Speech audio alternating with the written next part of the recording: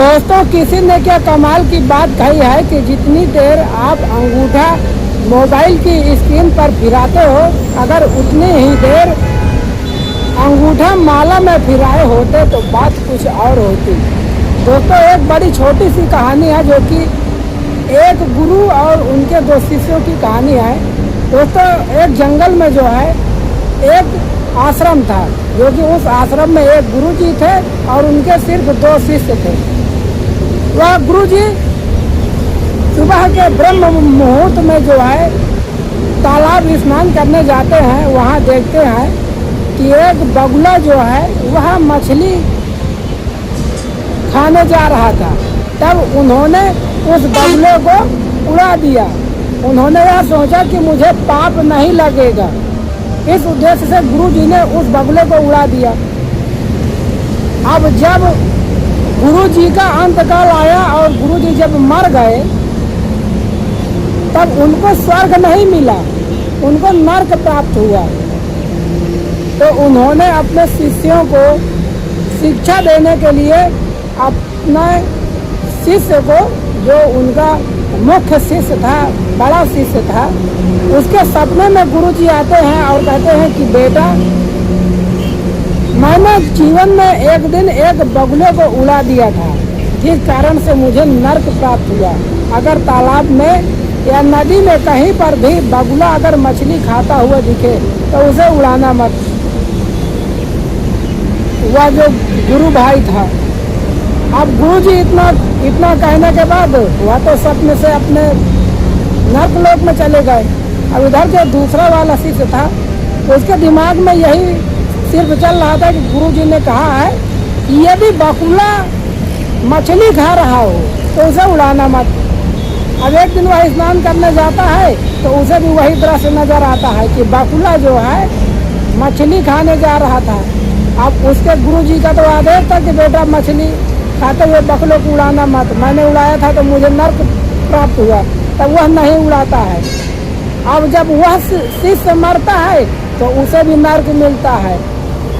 अब जब वह नरक चला जाता है, तब वह जो उसका गुरु भाई था, उसके सपने में वह शिष्य आता हुआ कहता है कि भाई, यदि बगुला जो है मछली खाने जा रहा हो तो उसे जो है उड़ा देना, क्योंकि मैं नहीं उड़ाया था तो मुझे नरक प्राप्त हुआ।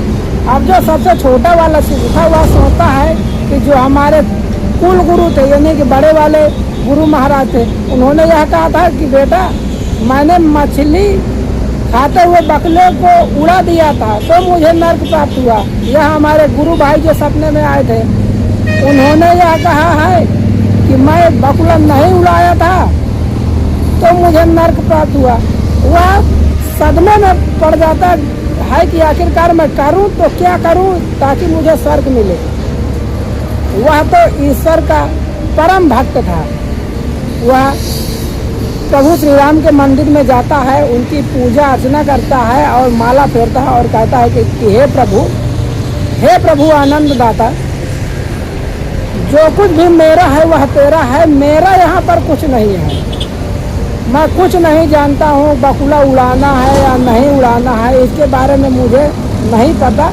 मैं तो सिर्फ तेरा अनन्य सेवक हूँ। वह अपना सारा कुछ प्रभु श्री राम के चरणों में अर्पित कर देता है। वह ईश्वर से कहता है कि हे परमपिता परमात्मा, हे प्रभु श्री राम, जो कुछ भी करना है वह आपको करना है। जब वह शिष्य मरता है दोस्तों ना, तो मरने के बाद उसको स्वर्ग प्राप्त होता है।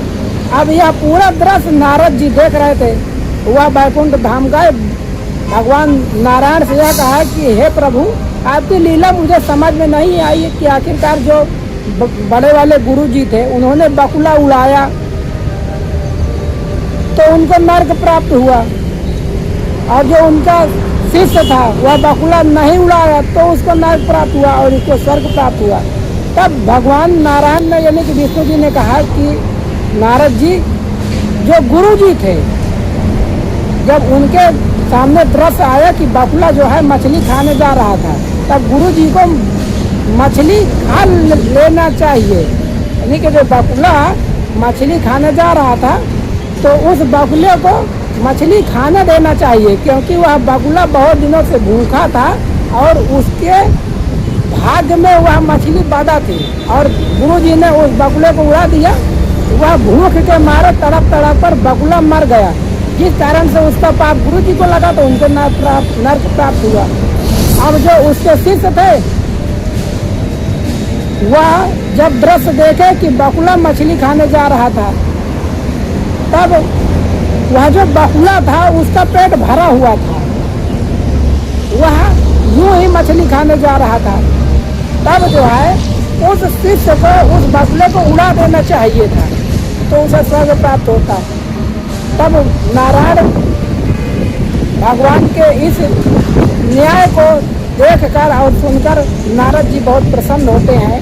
दोस्तों, यह छोटी सी कहानी आपको कैसी लगी नीचे कमेंट बॉक्स में आप कमेंट करके जरूर बताइएगा। मिलते हैं और किसी सत्य घटना के साथ, तब तक के लिए आपका बहुत बहुत धन्यवाद।